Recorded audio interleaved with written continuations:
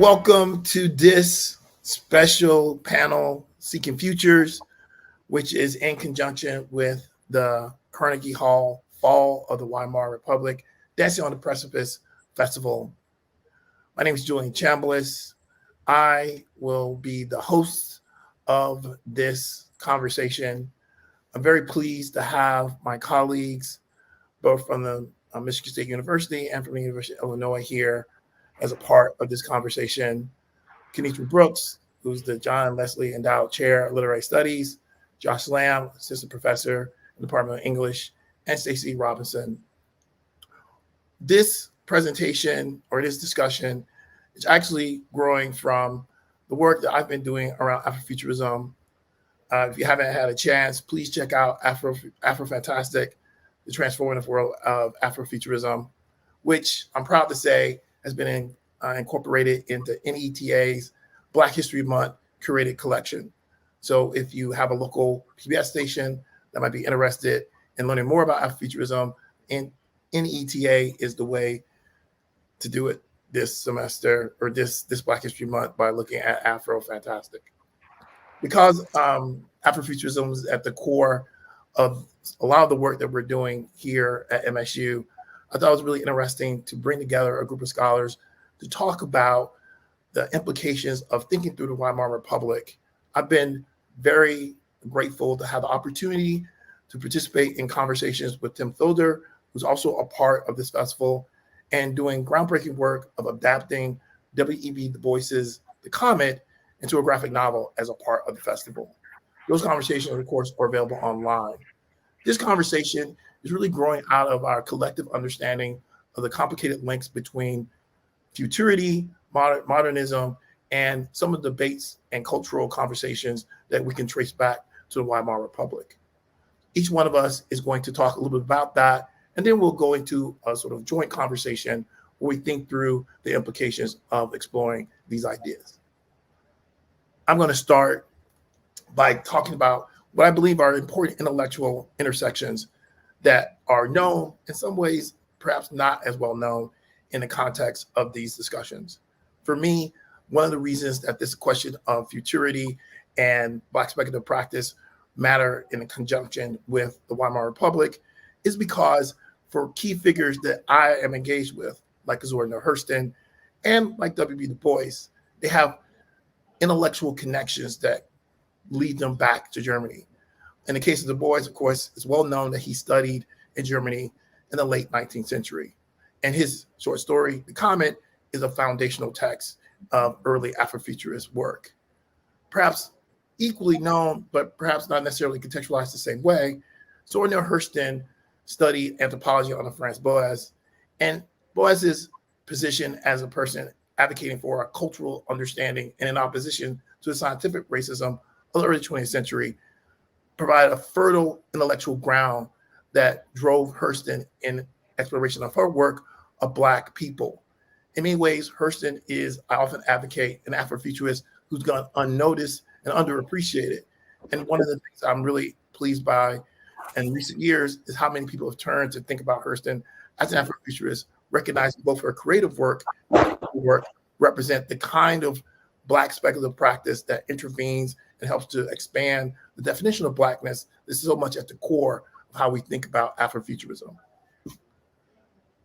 That idea that you have two people, two intellectuals who are corresponding and producing work that rely both on the critical and the creative is really at the core of the ways that I think Afrofuturist practice affects both the past and the contemporary landscape.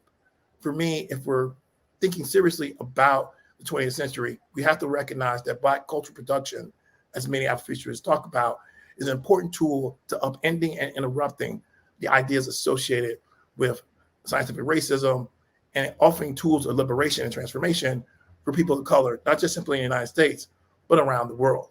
And one of the things that the scholars that I'm pointing to here both share is a recognition of a broader diaspora connected to Blackness that's more complex, nuanced, and uplifting than what the white society would have suggested at the time. And I would think even in our contemporary period, they offer important points of contestation and inspiration that we need to engage with continuously. So with those opening statements, I hope to shed light on the ways that our conversation are going to expand what's being offered in the Fall of the Weimar Republic Festival, and call attention to the many ways that we can accentuate the possibility of learning about Black speculative practice. So with that, I'll turn it over to my colleague, Dr. Kenitra Brooks. Thank you. I would like to begin by thanking the Carnegie Foundation for their continued interest in my work and our work as a whole. I would also like to thank Dr. Chambliss for inviting me to speak this evening. And I would like to thank in advance my fellow panel members for the conversation, the amazing conversation I know that we will have. I want to speak in the realm of Black cultural expression, and particularly begin to interrogate the Weimar Republic's sort of idealized idea of themselves as a colorblind society, and as having more progressive ideas with regards to race, particularly when juxtaposed against the United States of America. Next slide.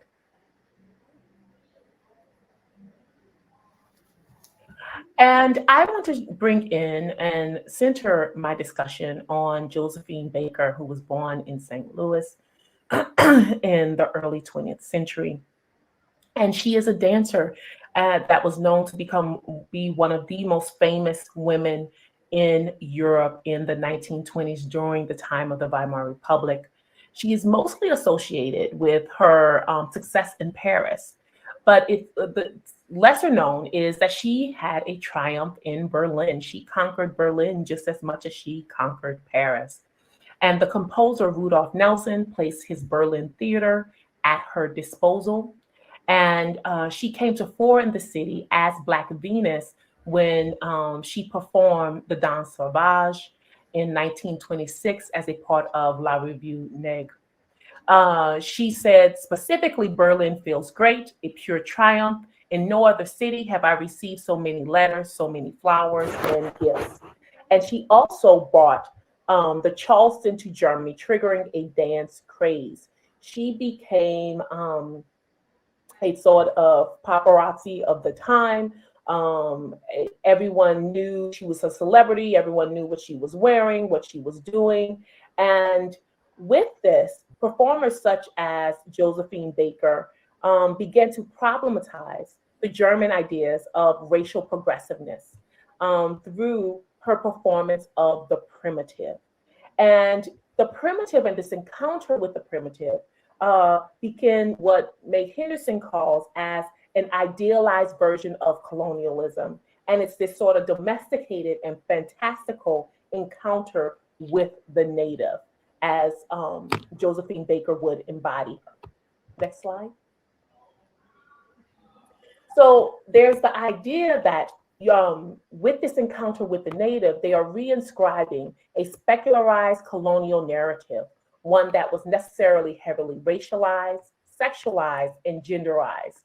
This drama staged the encounter of the colonizer and the colonized, spectator and spectacle, the white gaze coded as male, and the Black body coded as female. Berlin's fascination with the primitive reveals the falsity of the paternalism toward African Americans that would often be shared in intellectual conversations, right? So while they were having this sort of intersection of the idea of Bildung or development with intellectuals such as Du Bois, with intellectuals such as Hurston, they were simultaneously being titillated by performances of women such as Josephine Baker as this sexualized and temptress in this primitive and native clothing. We have the words of, next slide, please, Yvonne Gold, who says Negroes dance with their senses, while white Europeans can only dance with their minds. They dance with their legs, breasts, and bellies. One can only envy them, for this is life, sun, primeval forest, the singing of birds, and the roar of a leopard, earth. They never dance naked, and yet how naked is the dance? They have put on clothes only to show that clothes do not exist for them. And so I would like to, question, how does Josephine in her dance mitigate this idea of Black horror, which is this fear and desire, this combination of the both that occurs with Germany's encounter with the primitive. Next slide. And I'd like us to begin to consider and discuss how African Americans symbolize the primitive with the color of their skin, while also juxtaposing that against their Americanness, which marks them as partially assimilated or assimilable into the idea of European civilization. And finally, I would like to end with the idea of the look atness of the Black female body by Germans, both during the Weimar Republic and as we move into more contemporary ideas and performances of the primitive. We see where Josephine Baker has influenced Diana Ross, who then continues to influence the line of Beyonce. This idea of the primitive remains alive today, and I think it's a concept that we can continue to return to. Thank you. Thanks.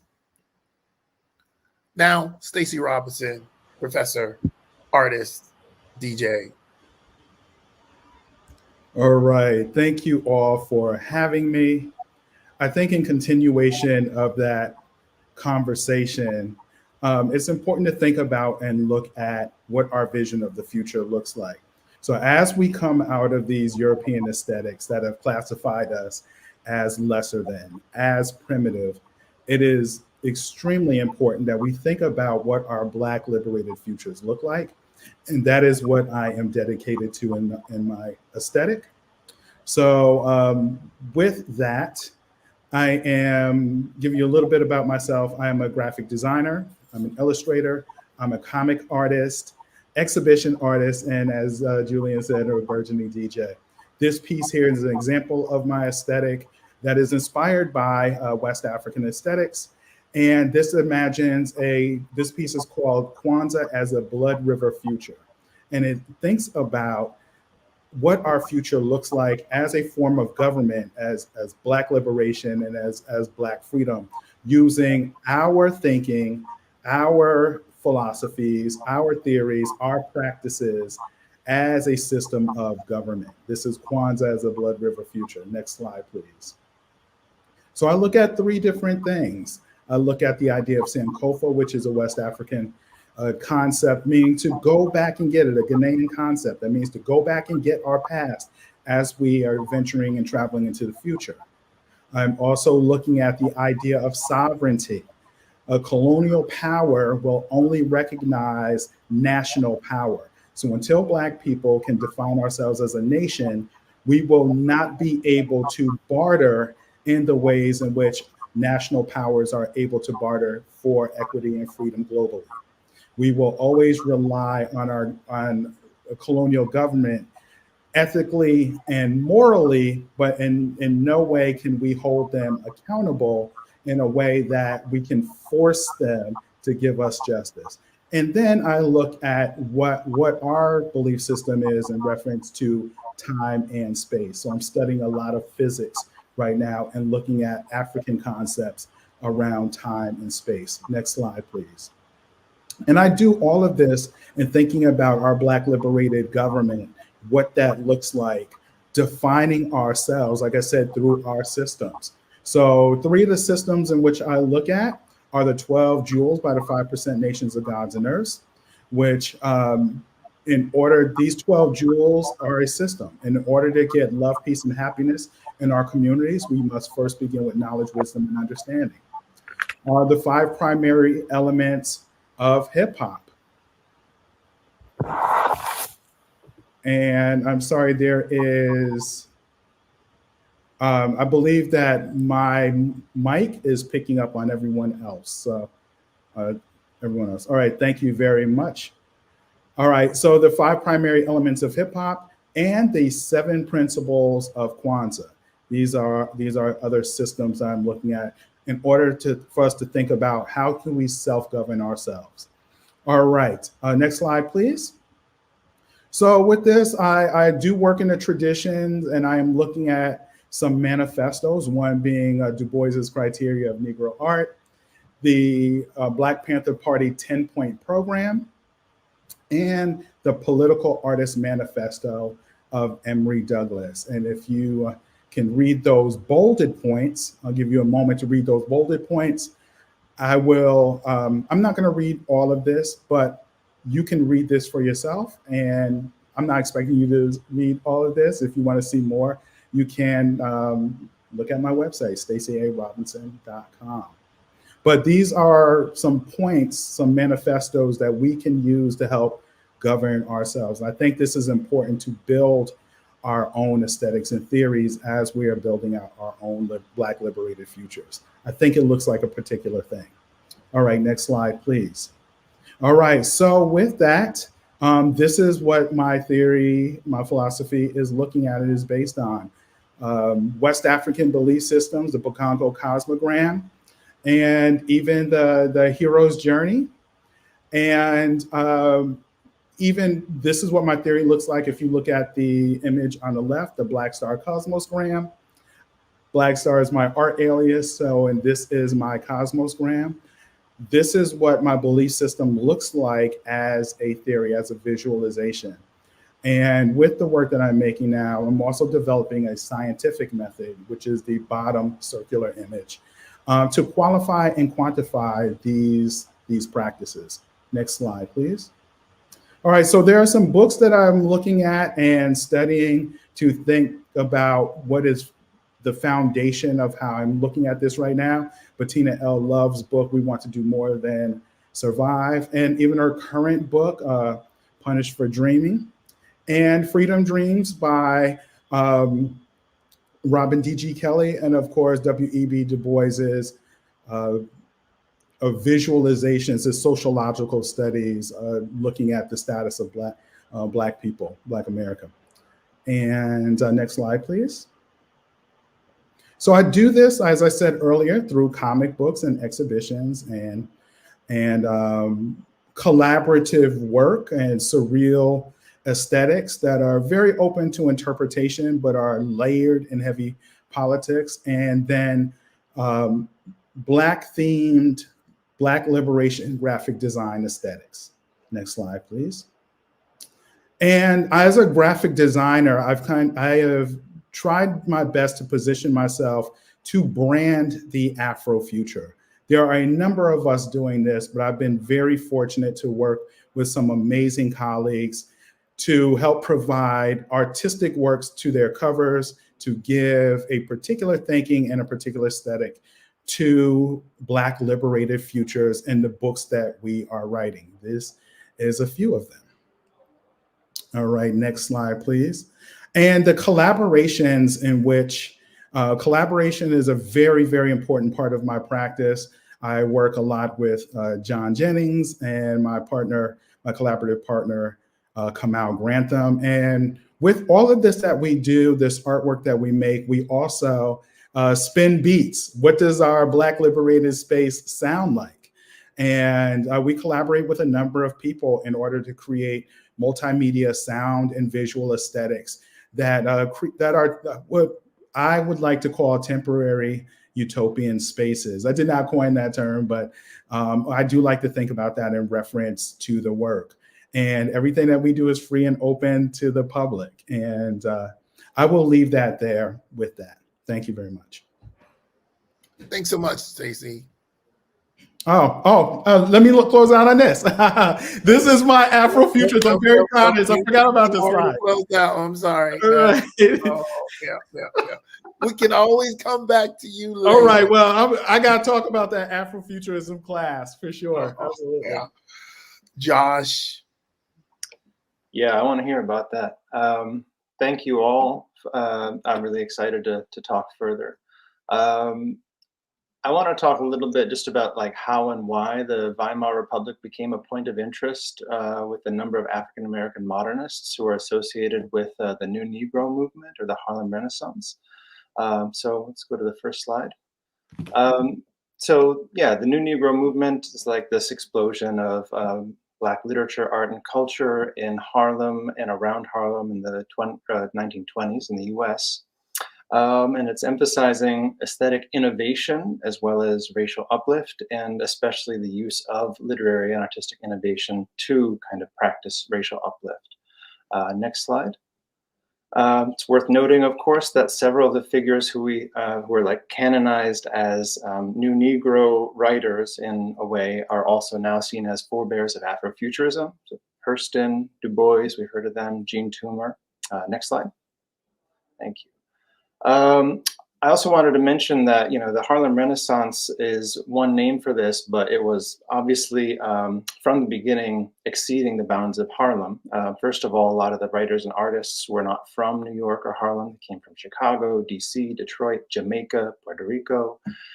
And they also traveled internationally, like many other kind of like, you know, white American expats did, like Hemingway, Stein. They're also traveling to these big European centers, London, Paris, Berlin. And that tells us right away that this was not just a localized movement or a national movement, but was international and cosmopolitan. Next slide, please. But Germany did hold kind of a special interest for a number of writers. One of those already mentioned was Du Bois, who was educated there. But a lesser known kind of aspect of his life was that in 1936, about 3 years after the fall of the Weimar Republic and its transformation into Hitler's Third Reich, Du Bois visited again for like 5 months and like traveled extensively throughout Germany and was kind of reporting back to the US in a Black newspaper called the Pittsburgh Courier, and he was kind of reporting about what he saw. And one reason I think that he and many other Black writers and intellectuals were really fascinated by Germany and other European nations was that they had this kind of liberal cosmopolitanism, or else a kind of tolerance on some level, a social tolerance for Black folks that, you know, was not here in the US. So there's a stark contrast with Jim Crow. At the same time, Du Bois is writing about not experiencing a single instance of racial prejudice during his 5 months there, no discrimination, but he's also writing very insightfully and forcefully about the complexities of the rise of anti-Semitism and fascism, even while he's in Germany, and then even more so once he leaves, and then he starts talking about censorship. So there's a tension there between cosmopolitanism and the kind of, you know, racism and colonialism. I'm also thinking about kind of shared and reappropriated aesthetic traditions. Du Bois, of course, was a lover of German literature and culture, and so he incorporates like Schiller and Goethe and Wagner into the souls of Black folk right alongside Black spirituals. Alain Locke, in his famous 1925 anthology, The New Negro, also is collecting many of the main figures and players in this movement, but he's also including visual art by German artists. Next slide, please. So we've got work by Aaron Douglas, one of the best known African-American artists of this era. We've also got, in the same book, art and design by Winold Reiss, who's a German artist and who tutored Douglas. Next slide, please. One other weird example that I just wanted to mention is that there's also a single image by a different, lesser known German artist named Walter von Ruckteschell. I hope I'm saying that right. And there's an image of his that's included in The New Negro, which I think is interesting because von Ruckteschell was actually, he became an artist by drawing portraits of African subjects when he was in Africa, in East Africa, as part of like a German colonial military occupation. And he even, you know, during World War I, he fights for the colonial forces. After that, he's a lifelong apologist for the myth of like a benign colonialism. So it's very strange to see him included as an artist in The New Negro. But it's also interesting to notice how like Locke, the editor, makes these little changes. So you can see the juxtaposition here. The axis is tilted slightly to present like a stronger image. And rather than a portrait of a single individual subject, Hassan Bilal, Locke gives it a new title, Young Africa. And then later he changes it to Young Negro. In both instances, making it kind of a forward-facing representation of a larger group instead. So I think this brings up questions about the complexities of shared literary traditions and the possibility of strategic appropriations. Next slide, please. The last thing I'll mention that I think kind of helps to explain some of the interest that Germany held for Black American writers and thinkers was the kind of political scenario. And there's one detail I'll just focus on, which is called the Black Horror on the Rhine. And it's basically this moment when France was militarily occupying the Rhine and using Black Senegalese soldiers to do so. And it kind of created a moral panic. We might call it like a race hysteria in Germany. Lots of Germans thought this was a provocation. It upset all of the kind of civilizational hierarchies. And so there's this kind of outburst of racist propaganda. Claude McKay, a poet, novelist, and also Locke both traveled to Berlin and like met there. They're in 1923. They wrote about this phenomena and they're studying it. And I think they're doing that because they saw Germany at this moment as one scholar puts it, a barometer of international race relations. So they're looking at it both from as kind of like a warning because they're seeing this rise of all too familiar racist propaganda. But they're also experiencing what I was just talking about, this liberal kind of cosmopolitanism or this personal acceptance of social freedoms. So there's this really interesting tension there. And you know, if we think of Germany at this time as a barometer of international race relations, and we're thinking about futurity, you think about where Germany was going in the 1930s and 40s. That's a very grim prospect. But at the same time, I think we have to remember too that that was also a conflict that was involving a huge kind of coalition of different international anti-colonial forces. And that's part of what Locke and McKay and Du Bois are also all interested in. So those are some of the tensions that I'm interested in continuing to think about that still have relevance today, I think. Thanks.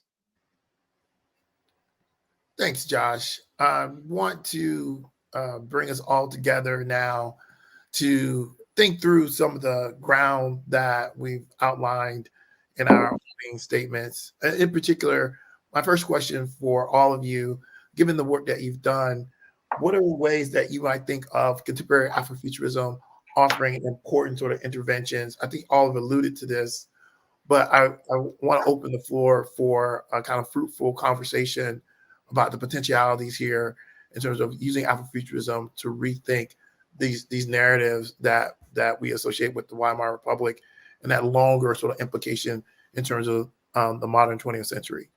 So I open the floor to whoever wants to say the first thing.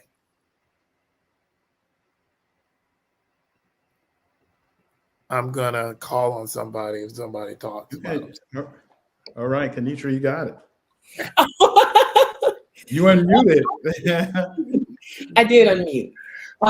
So I think Afrofuturism provides us the ability to contextualize to the ways in which we remix, revise larger or mainstream culture and ideas about us and bring that and manifest that into our Black cultural expression. But I would also say the ways in which we create ourselves and form our sense of ourselves, and having that sort of core sense of African Americanness, Afro diasporicness, even Africanness, that sort of girds us against the sort of the barrage of anti-Black ideas, anti-Black thinking. It's in the ways in which we have our own self-actualization, self-determination. Stacey, what were you gonna say? I was going to actually reference that slide that that didn't get shown earlier, but I can talk about it. It's fine. I think it's important for us to, if we're thinking about Afrofuturism, it's important for us to define what that is. How do we define what our liberation and our freedom? So how do we free ourselves? And then how do we maintain our freedom? That's our liberation and our nationhood, right? Our liberation and our freedom. And how do we define ourselves as a nation? And I think Afrofuturism needs to address these particular things. So with that, I devised 10 tenets that I use to frame that, at least for me. Not to say that that frames Afrofuturism for everyone. I think Afrofuturism is different for everyone. For example, if you are hungry, your family is hungry, and your family is poor, your Afrofuturists are securing food for the night, right? Or if you are cold and lack clothing, your Afrofuturism is securing clothing, right? But if you are in some other privileged places, you may be able to think about some more extensive matters.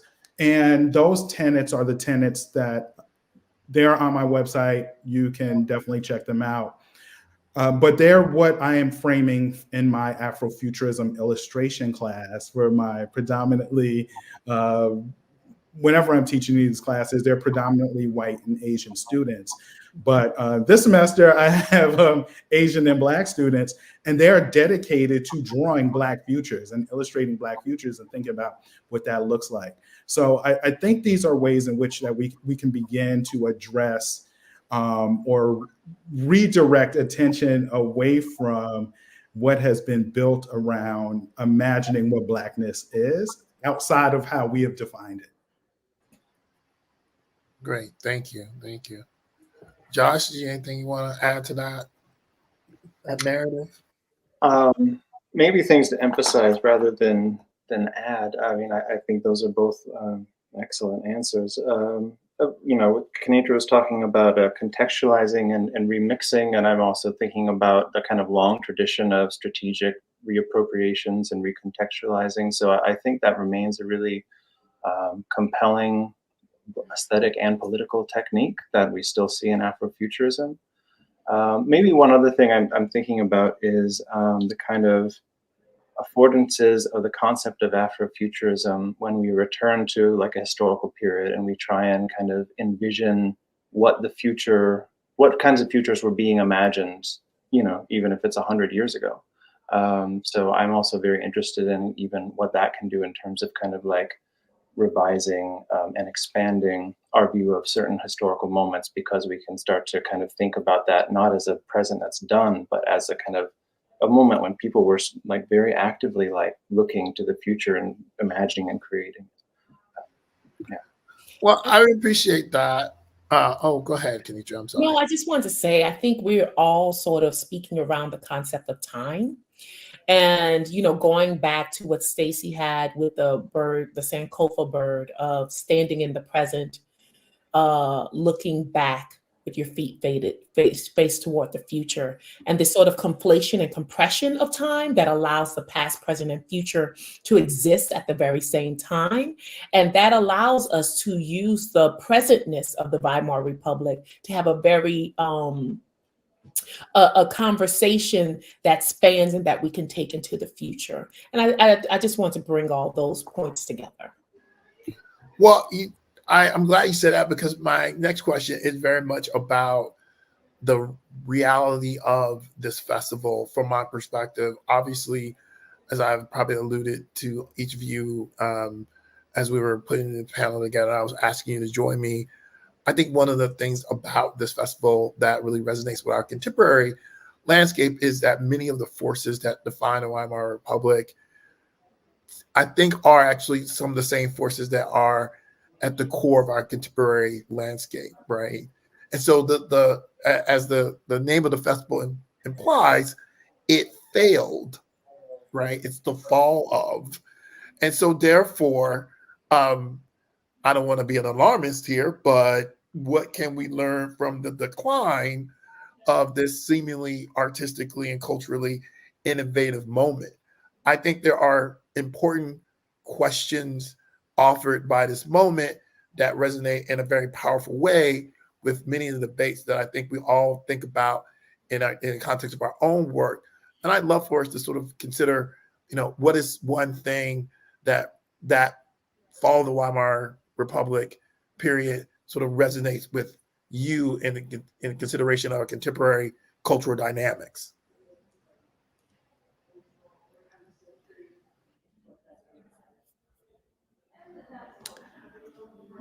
I think when we think about the fall of Weimar Republic, we must think about what replaced it, right?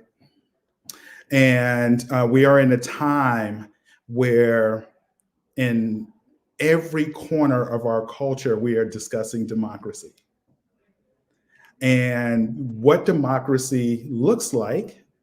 And I think it's important to know history and to know how, and I think, and you just spoke to this, right? You spoke like there's a similitude to 100 years ago.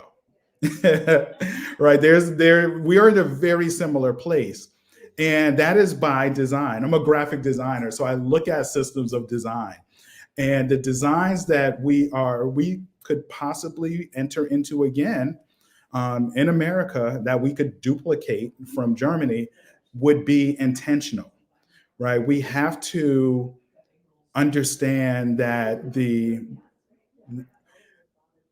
changes that we are seeing, the um, every effort of diversity, equity, and inclusion is being challenged on a national level, right? And we are being challenged in that in our institutions as well. Having to not even address that, being challenged to not even address that, right? This rise of fascism is a very real thing, and I believe we have to take a very strategized approach to how we're going to think about dismantling this very powerful design. And I'll leave it there for now.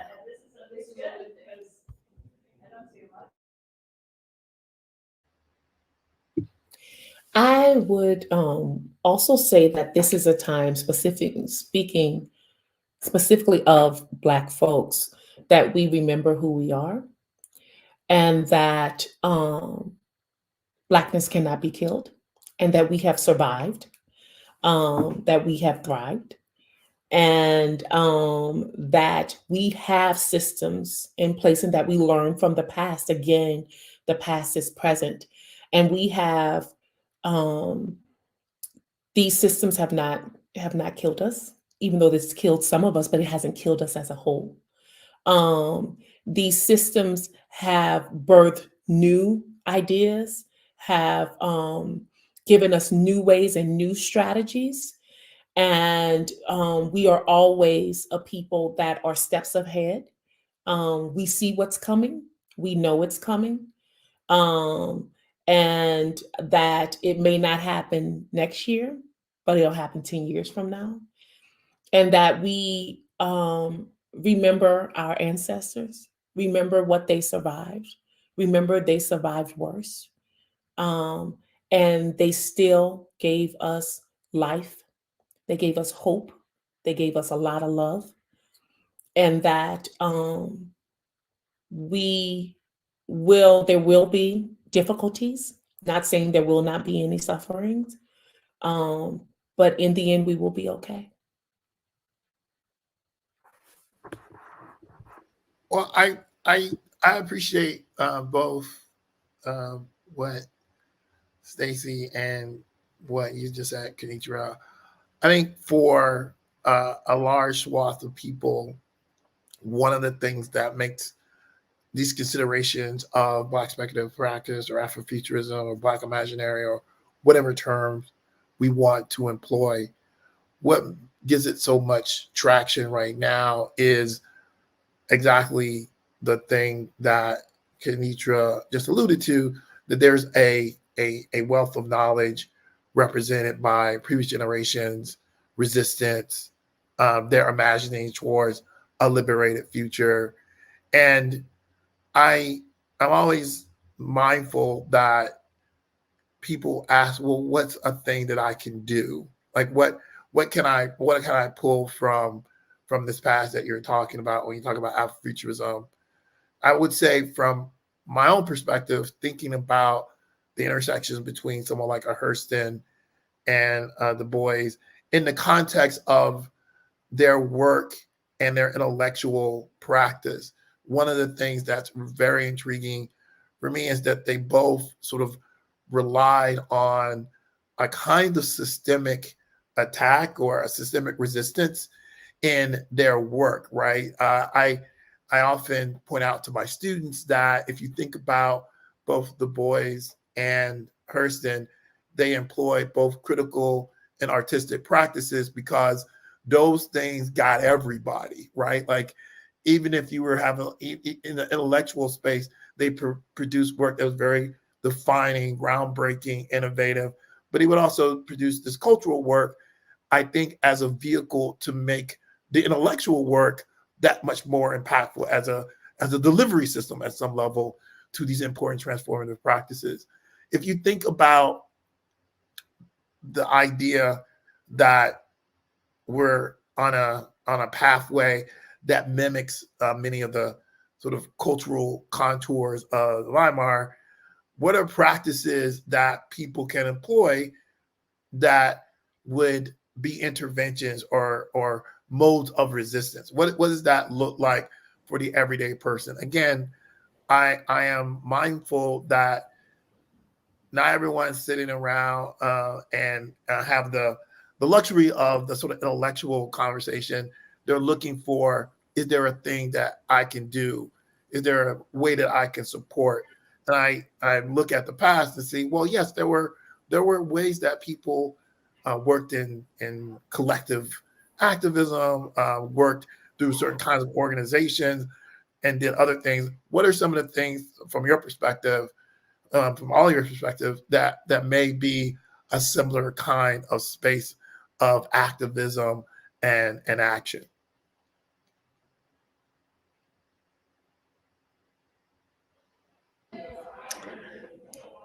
I'll go first here. And I was just talking with my colleagues, Stephanie Tolliver, yesterday, and we were talking about Black doctoral students who have a difficult time sometimes using the same methods that Du Bois and Hurston used in studying and utilizing Black ethnographic studies and having that work validated by white professors, right? So one of the things, like, she was really on me about, she was like, Stacey, you have development methodologies, but you don't have a book out that we can cite. And I was like, I was like, I see you yelling at me through that beautiful smile. Right. And I thought it was very important. And she spoke about that. She's like, I have all of these students, and many of the Black ones are struggling with this thing because white professors will not acknowledge the traditions of their grandmother that was passed down to them. Right. Kenitra talks about that a lot, right? All right, I'm not gonna give you any more love and support, shout outs in that, right? That's my sister, I appreciate it. She talks about that a lot. Another thing that we could do locally, because most of us are not coming from those academic circles, is that we can join organizations of like-minded interest. So we don't have to know it all. And I think that sometimes we look at a problem as so large and so complex, and we're like, I don't know where to begin in dismantling this broad system. You don't have to know it all. You know one piece of something, right? Maybe you're whatever that is, whatever you can contribute your one contribution to the organization of other like-minded people, and you build that system to solve that particular problem together as a unit. That is one thing that we can do. So there's the academic thing that we can do, and documenting our Black methodologies that other people can utilize. But then there's also the local work that we can do in joining with allied resources. All right, with that, I'm complete. Thank you. I do want to respond to that because I do think the idea of the liberated archive or the community archive is something that is sort of near and dear to my heart, in part because of digital humanities and the efforts to sort of document community and create archives, and using that digital infrastructure to do the thing like taking the words and deeds of the community and getting them into the archive in a way that can be cited, right? Like creating oral history as and giving the DOI, which is a digital digital object identifier, right? Which means you can cite it, right? And so that's a old practice in a way, because that stretches back to the revolutions of oral history practice or the revolution of cultural studies in the late 60s and 70s. But in a digital humanities perspective, what it's doing in contemporary landscape, you can see it in projects like the Color Convention Project, where they're bringing the digital record of Black people's activism from all the way to the beginning of the American experience and making it accessible and building learning tools and teaching tools and creating spaces where communities can contribute. And that really does become the founding blocks of a lot of more nuanced conversations that drive academic discourse. And so there's ways that, if your family has something and it's important to the history of your community, or you have photographs or are important to the evolution of your family or your community, you don't have to give those things to the library, but you can reach out to the library. Hey, I'll let you digitize them and I'll tell you what they are. And a lot of libraries would be very interested, like, oh yeah, actually digitization, or reach out to professors or your local history societies and be like, yeah, I want to participate in a project to document my community. And you'd be surprised how many organizations that are really close to you would be interested in participating in that. And what that does is that you create that institutional repository that allows your story, the story of your community, the story of your family, the story of your aunt, to be enshrined in an institutional way. And then that becomes the basis for those doctoral students to be able to, oh, okay, this has been curated. This has this veneer of academic affirmation to it. I can use it, right? I don't have to just simply be afraid that someone's not gonna accept it. I say all that just to point out, no one ever has a problem with old white people use their family stories, by the way. Like it never comes up, right? Like, I want to use my family papers in a dissertation. I've never heard of any person say no to white people when they say that. I just want to point that out. Like, it's only Black people. It's only Black people. Maybe I'm wrong. Send your hateful mail to Carnegie Hall, though, if that happens. So I'm gonna stop talking and let other people speak. But I just wanted to throw that out there because I was really engaged by what Stacey had to say. Or you can just say screw it and cite your dreams of your grandmother the way I do. And just come to me as a professor, use my name and say, like Dr. Brooks said, it was cool. I can do it.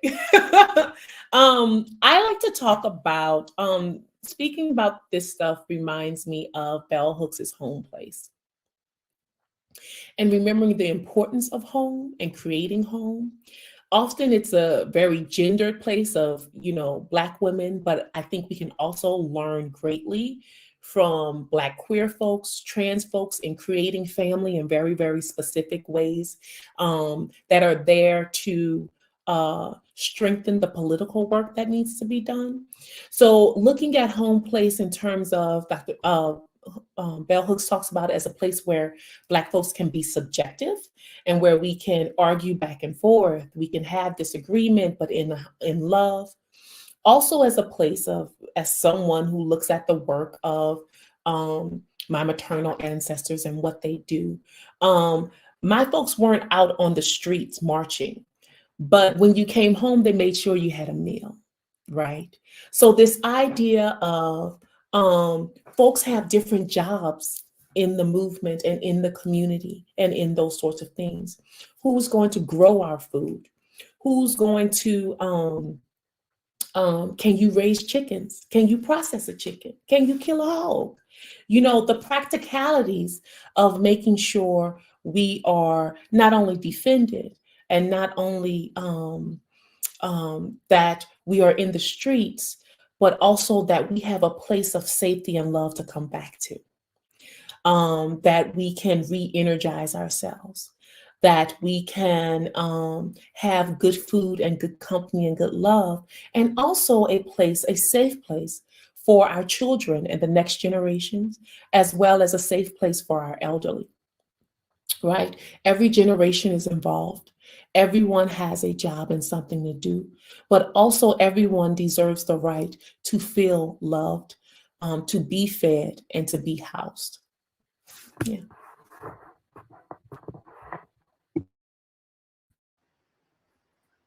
We're getting to the last part of our conversation, and I would love for each of you to, as I said early on, this is an opportunity for us to sort of expand on the conversation, the space created by the fall of the Weimar Republic, Dancing on the Precipice Festival. So if you had opportunity to direct people to some resources that they should read or some spaces they should explore, what would those be? And I'm going to ask everyone to sort of share, regardless of whether or not you think it's academic or not. Again, this is an opportunity for us to really expand people's horizons and engage them in the possibility of exploration and learning more from whatever perspective we can offer. So I'm going to ask Josh to start off. Like, what would you send people to read or engage with that might build on some of the ideas that they've heard here tonight?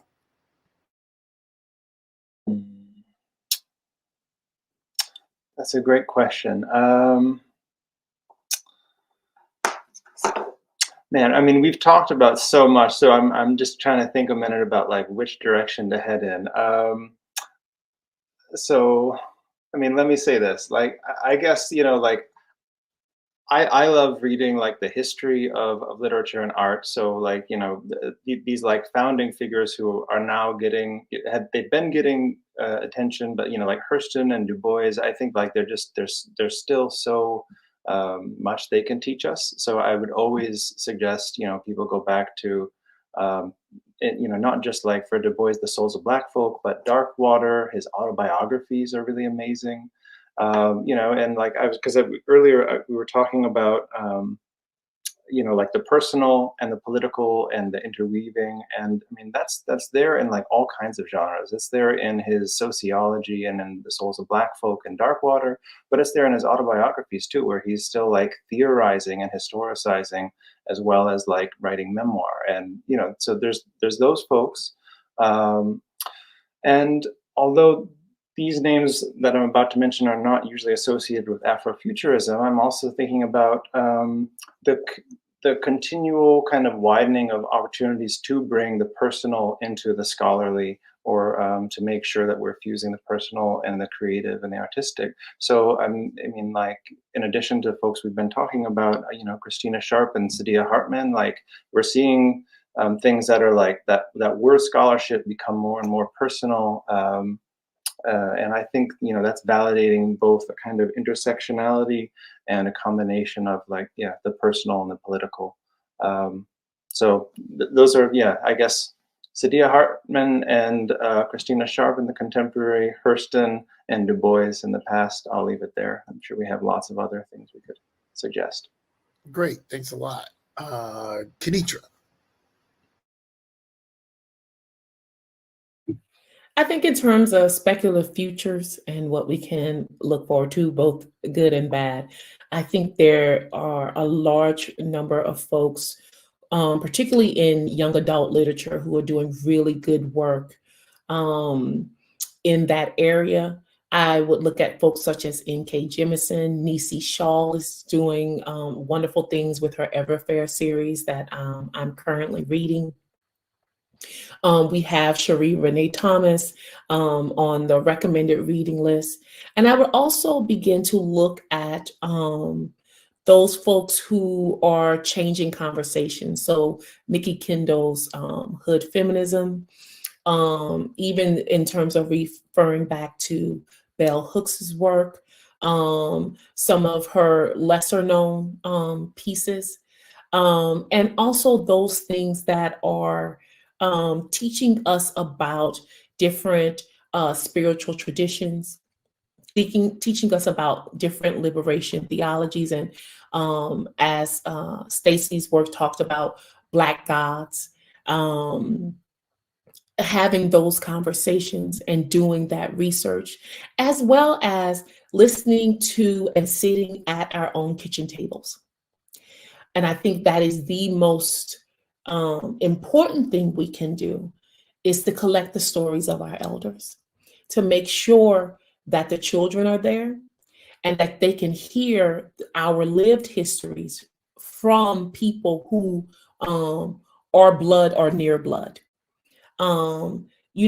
Those conversations, we can read whoever in the world, but the most valuable things we can learn is to sit down with our mothers, our great aunts, our great uncles, as they're barbecuing, talk to them about their lives, as they're cooking. This is why I think the domestic arts, those spaces when people produce food for the people that they love, not just in the kitchen, but on the grill, across the gender spectrum here.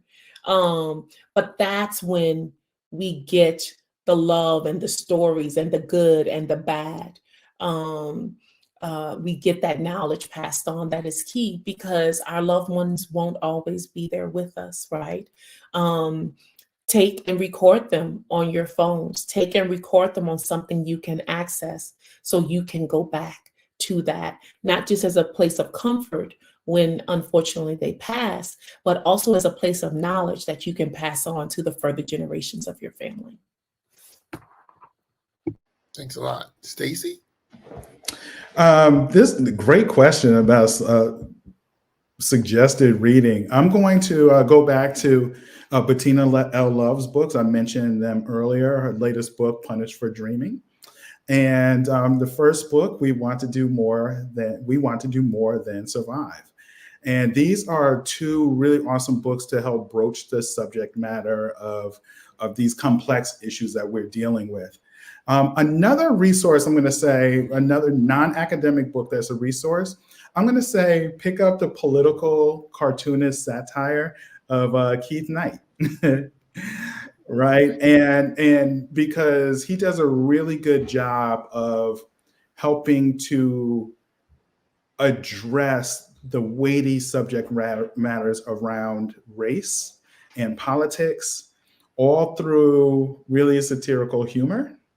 And these types of books they're not academic books, but they help us approach the subject matter in ways that might be more digestible. So I think those are three really awesome resources. Right. And I will add to that for people interested in Hurston's work, Everytone's Got to Confess, I think is a particular collection that I always advocate that people check out. I also will shamelessly plug Everytone's Got to Confess, the podcast, which I did for about 5 years, that was inspired by that collection, but was more about a series of conversations of people who went to the Zora Neale Hurston Festival of the Arts and Humanities. And one of the things that inspired us to do that was the ideology of Hurston drew so many people from so many different places. It was always fascinating to see how contemporary figures imagined and were inspired by and reimagined what Hurston did, wrote, and how she lived as a template for what they wanted to do. So it's always really interesting to sort of think about the way that these past figures work as exemplars for contemporary practice. The other thing is, like Stacy, I would say comics. So if you have not read John Jennings' adaptation of Octavia Butler's work, so I would say read Kindred, and I would say read Parable of the Sower. I would also say that a lot of the comics coming out of his imprint, Megascope, are worth your time. And obviously, Milestone Comics, which is a comic book company of the 1990s that told, I think, really inclusive stories that talked about the urban environment and imagined many possible futures in a way that was inclusive and transformative, is also worth your time. So if you didn't get anything out of this, you got some really great reads for your future self to do. So I promised my colleagues that this would only run an hour, and they're hungry and tired. And I appreciate so much them willing to give their time and their insight and share that with us and you. I want to thank Carnegie Hall and praise them for their continued engagement with cultural questions that matter. This is a follow-up, in my mind, to their great festival on Afrofuturism that happened recently. So kudos to them.